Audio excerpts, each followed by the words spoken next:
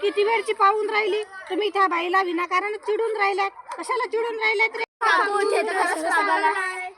बाई? इकडे ये जा. काय म्हणताव बाई?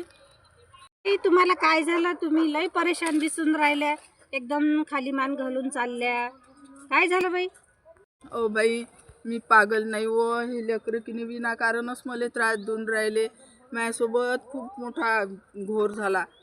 मी की नाही माझ्या लेकाच्या घरी चालली होती, पण बसवाल्यानं आहे ना मला दुसऱ्याच जागी उतरून दिलो बाई. मला समजलं नाही ते गाडी कुठं चालली म्हणून.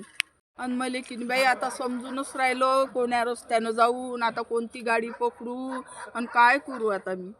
म्हणजे तुम्ही भटकल्या? तशा तुम्ही कुठे राहता बाई?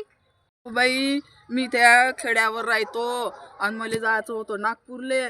मी की नाही नागपूरची गाडी सोडून दुसऱ्याच गाडीत बसली हो बाई. नाही पाहिजे त्या कंड्रायव्हरनं मला उतरून दिलं आणि आता मला समजूनच राहिलं नाही कुठं जाऊन कुठं नाही म्हणून. बरं बाई, तुम्ही काळजी करू नका. माझा पोरगा आता येतच असेल. माझं इथंच समोर घर आहे. तो आला की मी तुम्हाला स्टेशनवर पोचून द्यायला सांगते, नागपूरच्या गाडीत बसून द्यायला सांगते. तुम्ही काळजी नका करू. हां, चला माझ्यासोबत. बरं झालं बाई. आणि मुलांना असं चिडवायचं नाही कोणाला. कोणी कोणत्या परेशानीत असते